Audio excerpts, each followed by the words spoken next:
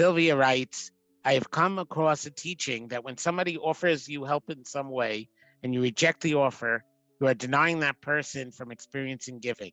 Therefore, you should accept. Micha, what do you think about this? I think if you can honestly do that, Rabbi Dessler would call that giving. Remember, he really talks more in terms of a will to give and a will to take.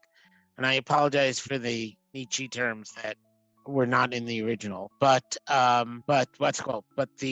the idea is that it's an attitude of giving. You're living in order to give. It's not whether or not this particular act, something comes from me to you.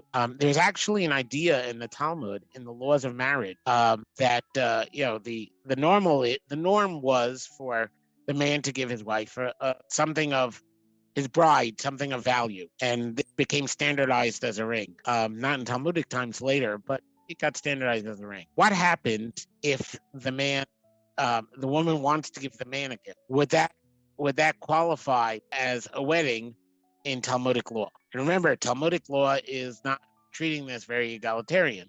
Talmudic law is saying the man has to give the wife a gift, right? The ring. There's only one ring, and this point in Jewish history, and it's going from the groom to the bride. And the Talmud acknowledges that there are cases where giving the bride an opportunity to give her groom qualifies as the groom giving the bride something of value. And then they, being Talmudic law, they have to sit there and figure out exactly in what circumstances is that value worth enough to be considered a gift for the marriage to apply.